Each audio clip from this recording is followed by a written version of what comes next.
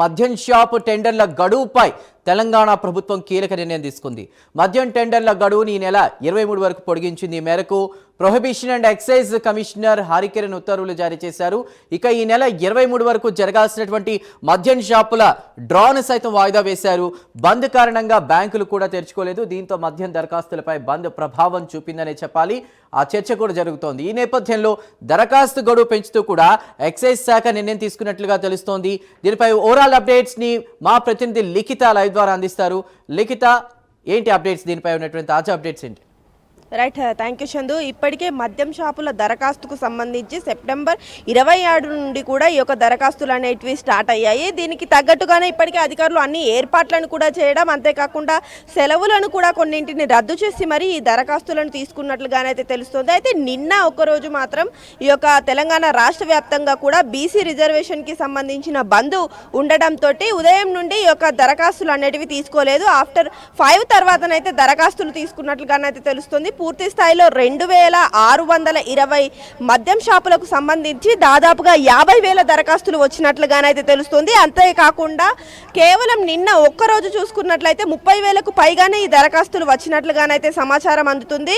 సాయంత్రం నుండి మొదలు పెడితే దాదాపు 11 గంటల వరకు కూడా 38,754 దరఖాస్తులు వచ్చాయి. పూర్తి స్థాయిలో తెలంగాణ రాష్ట్ర వ్యాప్తంగా చూసుకున్నట్లయితే 85,363 దరఖాస్తులు అయితే పూర్తి స్థాయిలో నిన్నటి వరకు రావడం అయితే జరిగింది. అంతేకాకుండా కొంతమంది నిన్న బంద్ కారణంగానైతే దరఖాస్తులు పెట్టుకోలేకపోయారు.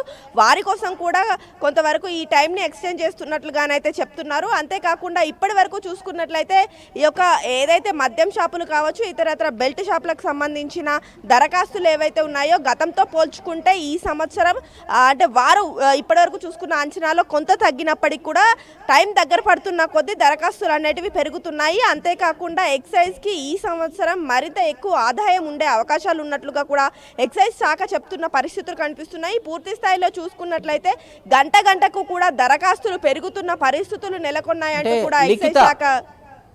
లిఖిత, అంటే మనకున్న అప్డేట్ ప్రకారం 86,000 దరఖాస్తులు వచ్చాయి. 1984 అంటే దగ్గర 2,000 కోట్ల వరకు కూడా ఆదాయం సమకూరే అవకాశం ఉంది. ఈసారి గతంతో పోలిస్తే కూడా తక్కువ అంటే ఆదాయం వచ్చినట్టు తెలుస్తుంది గవర్నమెంట్కి. అంటే ఈ బంద్ ఎఫెక్ట్ ఏమైనా పడిందా, లేకపోతే ఇప్పుడు ఎక్స్టెండ్ చేయడంతో ఏమన్నా ఆదాయం పెరిగే అవకాశం మార్గాలు ఏమైనా కనిపిస్తున్నాయా?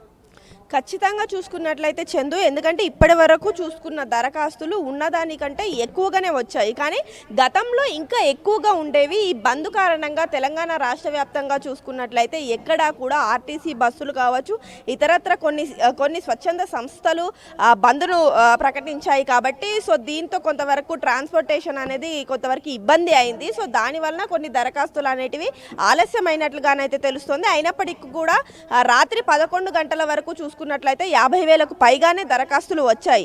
అయితే ఈ సంవత్సరం మాత్రం డెఫినెట్గా చూసుకున్నట్లయితే మరింత ఆదాయం పెరిగే అవకాశాలు అయితే ఉన్నట్లుగా ఎక్సైజ్ శాఖనైతే భావిస్తుంది. అయితే చూడాలి పూర్తి స్థాయిలో ఏ విధంగా ఉండబోతుంది, ఎక్కడి వరకు వెళ్ళబోతుంది అనే దానిపైన ఆసక్తి అయితే నెలకొంది.